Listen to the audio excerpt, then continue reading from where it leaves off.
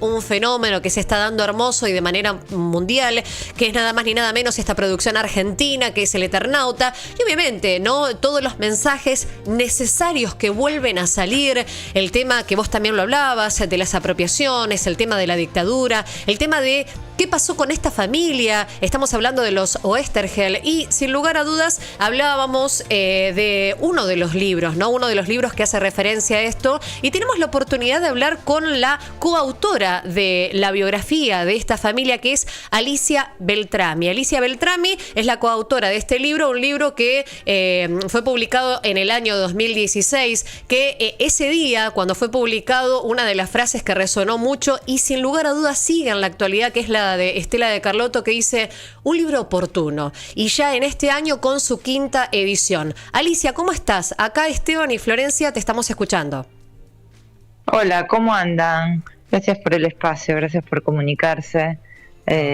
Sí, con este fenómeno, ¿no? Que resultó la serie El Eternauta. Sí. Es una belleza total esa serie. Es como un acto de justicia poético para con Héctor, su historia, su familia, y bueno, eso. ¿Está ya publicada la 5ª edición del libro? Sí, ya está publicada. Bien. Salió ahora, en estos días. Bien. Genial, sí, la verdad que siempre es interesante poder hablar de Héctor Germán Oesterheld, de lo que ha sido su producción, su obra como guionista, como divulgador científico. Él era geólogo, ¿no? Y empezó a trabajar primero como divulgador científico en algunos periódicos, después en editoriales como guionista de historietas. Creó su propia, su propia editorial, Fronteras, con su hermano. En ese sentido, si bien estamos hablando cuando él crea el Eternauta, junto con los dibujos de Francisco Solano López, estamos en el 4 de septiembre de 1957, que es la primera publicación. Era un momento de la historieta bastante floreciente, ¿no? Sé que ustedes investigaron, porque el primer peronismo ya había generado muchas editoriales y eran de consumo popular, pero era muy, muy floreciente el mundo de las historietas. Inclusive habían venido varios dibujantes y guionistas italianos, ¿no? Totalmente. O sea, la década del 50 fue la edad de oro de la historieta en Argentina. Con publicaciones y con tiradas editoriales de 220.000 por semana, por ejemplo, ¿no?, de revistas. Es algo impensable hoy, pero bueno, la televisión era incipiente, no era masiva, la radio era el único medio popular así masivo, y Héctor crea en ese momento su editorial, la editorial Frontera, y ahí en el 57 crea El Eternauta, que sí, con un equipo de dibujantes, en general casi todos venidos desde Italia, de la posguerra, dibujantes increíbles, buenísimos, con el que él había trabajado en la editorial Abril, pero los convoca para ser parte de su aventura editorial. Y todos estaban fascinados de trabajar con él, porque ya había mostrado, digamos, pese a que hacía poco que él había descubierto su pasión por la escritura y por la historieta, estaban fascinados por laburar con él, ¿no? Y además hay algo que Héctor planteó a la hora de crear esta editorial, planteó una idea de cooperativa como muy, muy novedosa en aquel entonces. Después fue un fracaso económico, digamos, toda la editorial, porque lo estafaron por varias variables de entonces, pero él planteaba que lo que ingresara se distribuyera entre todos, digamos, así era Héctor también, ¿no? Y bueno, se generó este boom editorial con muchas otras historietas, pero en las cuales entre todas sale El Eternauta, que El Eternauta se convierte en este clásico que trasciende todos los cánones de época, y que, bueno, es una joyita literaria que es una genialidad que hoy haya podido llevarse después de tantos intentos a esta propuesta audiovisual tan hermosa, que mantiene el espíritu de obra que se encuentra en el Eternauta, ¿no? Hay una idea de un héroe. Primero hay un color local en la serie, ¿no? Y actual. Súper argentina, actual, eso es maravilloso, porque, digamos, Héctor escribía considerando, digamos, en su obra hay pregnancia del contexto, digamos. Entonces, en la actualidad, llevarlo a la actualidad también era algo que podría haber hecho Héctor, ¿viste? Y además tiene ese color actual, esa textura argentina. En la ciudad de Buenos Aires es una protagonista de la serie, como lo fue en la historieta de Héctor, que fue la primera vez que sitúa a los héroes, digamos, que no son los superhéroes, sino a sus héroes en una ciudad como Buenos Aires, y fue una novedad en aquel entonces también. Y a su vez tiene algo que, como siempre dice Juan Sasturain acerca de la aventura típica que retrata Héctor en sus obras, y es que la aventura como un desafío, ¿no? La aventura que te invita a actuar a un hombre común que ante una situación extraordinaria se tiene que actuar de modo extraordinario. Y ahí empiezan a surgir los lazos con las personas que tiene cerca, sea un grupo de amigos, sea un vecino, sea quien sea, para ir resolviendo lo que la vida te propone, la aventura te propone, y en ese ir resolviendo se va generando esta idea de héroe, y en general de héroe colectivo, que en casi todas las obras de Héctor existe esta categoría narrativa, ¿no? Que después se decodifica en términos ideológicos, pero bueno, es su modo de narrar. Este tipo de aventura planteada por Héctor propone o te permite planteos que existan al mismo tiempo, niveles y capas de lecturas de planteos filosóficos y metafísicos. Entonces, por eso hace a la obra algo tan universal y clásica, además que está escrita fantásticamente. Bueno, eso, en esas mismas líneas, con esos mismos parámetros o patrones o criterios, fue llevado a la pantalla. Entonces mantiene eso, y me parece una genialidad que sea un boom y un fenómeno en este momento negacionista, que ponga además en discusión y en consideración y de modo masivo su historia trágica, y a su vez que revalorice el género de la historieta, que era un género muy ninguneado, lo fue siempre, pese a que fue parte de la cultura popular y masiva. Y de hecho Héctor lo padeció en un momento, sentía que estaba bueno ser escritor. Si llegaba a escribir una novela se iba a consagrar como escritor, ¿no? Porque siempre había sido ninguneado el género. Después ya dejó de pensar en esos términos, pero digo, trascendió inclusive eso, la historieta, ¿no? Ese canon de época tan determinante, y se convierte en este boom y en este clásico, por ser este clásico que lo fue siempre y que permite diferentes relecturas a lo largo del tiempo. Alicia, me gustaría que nos cuentes cómo fue llevado a cabo las investigaciones con el libro que realizaron. Las investigaciones, el libro empezamos a realizarlo en el 2011. Sí. Nos llevó 5 años de trabajo. Uh-huh. Porque fue la reconstrucción de la vida de una familia cuyos protagonistas, la mayoría, estaban desaparecidos. Entonces, 10 personas desaparecieron de esa familia. Es la síntesis y el reflejo de una tragedia de país, ¿no? Sí. Y desapareció Héctor, sus 4 hijas, 3 yernos, y 2 de las chicas estaban embarazadas, por las cuales se buscan 2 de esos nietitos. Abuelas busca desde entonces 2 nietos. Esa es como la síntesis de la tragedia familiar, ¿no? Y empezamos a trabajarla. Sabíamos la historia de la tragedia, sabíamos lo que significaba como ícono para, a través de esta historia, contar muchas otras historias, que es la historia de una organización política, como fue Montoneros, la historia del mundo editorial en que se movía Héctor con su edad de oro, crisis, la historia del viaje transformador de cada uno de estos personajes, cómo Héctor fue convirtiéndose desde un intelectual bien pensante, digamos, un intelectual humanista, a un activista político, como sus hijas también, como se fueron diferenciando de la postura que tomaba Elsa en ese entonces, y bueno, la dictadura los desapareció a todos.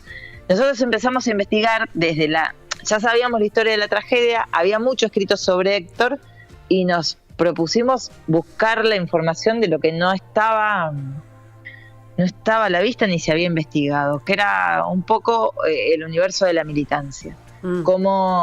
Y también de algunos agujeros, digamos, que existían en las investigaciones respecto a Héctor en cuanto a historietista, ¿no?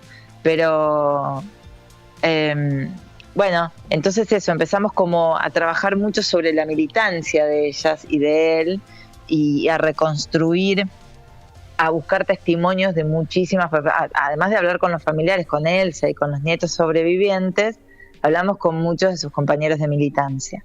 Y al mismo tiempo que íbamos haciendo, recabando los testimonios, se iban como generando las mismas redes que la dictadura había roto, ¿no? Había destruido, porque muchos de esos compañeros militantes habían dejado de verse, muchos no sabían que existían, que vivían, se creían desaparecidos. De hecho, Fernando, uno de los nietos sobrevivientes, encontró a través de la hechura del libro a su madrina, que vivía en Paraguay y se había escapado a Paraguay en el 76. Bueno, así como una conformación rearmado de las redes que la dictadura había roto en aquel entonces, que se daba de modo paralelo a mientras hacíamos el libro, que eso fue como muy conmovedor también. Fue complejo porque fue mucho, necesitamos muchísimos testimonios, porque también en la época de la militancia existía algo muy particular que se llamaba tabicamiento, que es un sistema de seguridad que tenían los militantes de Montoneros en ese entonces, de las organizaciones en realidad políticas, que era como manejarse con nombres de guerra, se llamaban ellos. Y que entonces un compañero no sabía mucho de la vida privada del otro, tenía prohibido saber de la vida privada del otro. Por supuesto que esas reglas se rompían también, ¿no? Pero en general era así, porque sí, te secuestraban, era el único modo de asegurarte no poder delatar al compañero ante las perversiones o las brutalidades que te hacían cuando te secuestraban y te torturaban, ¿no?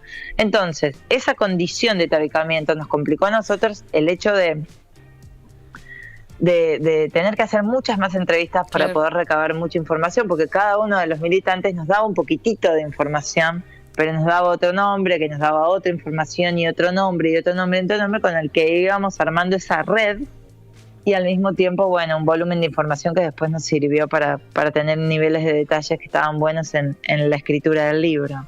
Eso fue como mucho tiempo. Accedimos también a mucho material de archivo y cartas y fotos que nos cedió generosamente la familia. Entonces también los teníamos a ellos ahí como protagonistas en primera persona, ¿viste? Sus voces. Sí. Que hay en el libro, pusimos extractos de algunas cartas y también de fotos.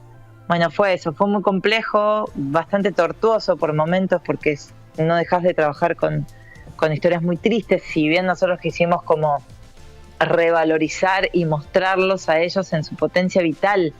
Y por supuesto que contamos la tragedia, pero gran parte del libro los cuenta en acción, como una familia, y con sus colegas y con sus amigos en acción y en vida, con su vitalidad, con su humor, con sus enamoramientos, como seres humanos, ¿no? Claro, no como militante puro y duro, donde que en general hay estereotipos muy marcados sobre eso. Sí, una visión muy humana. Genial. Claro, como Alicia, seres humanos que militaban. Exacto. Sí.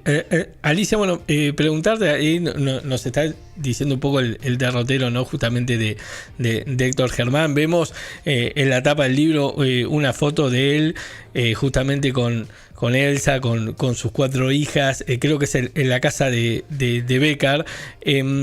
Que era una casa que muchos cuentan que en ese momento iban muchos de los dibujantes, era prácticamente como una especie de lo que hoy podría ser como un centro cultural, ¿no? Porque estaba todo el tiempo llena de gente, y él va sufriendo como va teniendo una politización que vos recién lo nombrabas, que también se empieza a ver en su obra, en sus guiones, pero también inclusive en el mismo Eternauta, ¿no? Ya el Eternauta de 1969 que hace con Alberto Breccia en la revista Gente, ya es distinto al anterior, inclusive el Eternauta 2, ¿no? Ya empieza a tener como otros posicionamientos políticos. Contanos esto, cómo lo fueron viendo al analizar su obra. Sí, es que Héctor fue cambiando, digamos, su mirada del mundo, entonces siempre sus obras estaban en un punto impregnadas de un contexto, ¿no? Había marcas de épocas en todas sus obras, pero como el primer Eternauta, él era más como una especie de intelectual humanista, un escritor, un hombre de clase media bien pensante, digamos, como muy culto. Bueno, escribía con esos parámetros. Sí hay señales de la época, signos de la época en ese texto también. Digamos, lo leí el otro día a Martín Mórtola Oster, que es uno de los nietos sobrevivientes, que hablaba que a él le gustaba pensaba que el Eternauta no hubiese sido el Eternauta si no hubiese estado el bombardeo de la Plaza de Mayo del 55 con la Revolución Libertadora.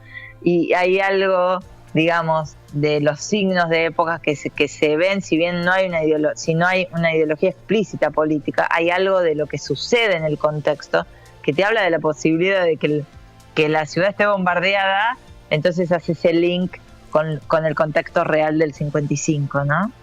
Pero la verdad es que Héctor escribe ese texto con una intención de un relato de ciencia ficción, que tiene sí ese contexto de época, porque está escrito acá, porque tiene ese color local, porque está situado en Buenos Aires, y porque hay también incluso en un paredón un bote Frondizi en el 58, digamos, está ese texto pregnado de una época, pero después, a medida que él va cambiando su modo de ver el mundo, después de una crisis personal muy profunda, con la crisis de la historieta en el país en la década del 60, Héctor empieza, y además, no solo a través de su crisis personal, sino que además existe un cambio de concepción mundial, ¿no? También de política mundial, más en Latinoamérica. Qué sé yo, se dio la posibilidad, o sea, en el 59, la Revolución Cubana, el Mayo francés, había en el aire, y las discusiones de época, los debates de épocas, empezaban a existir la posibilidad de que uno, si tomaba acción política partidaria, podría cambiarse el mundo, ¿no? Entonces Héctor va adscribiéndose a estas ideas.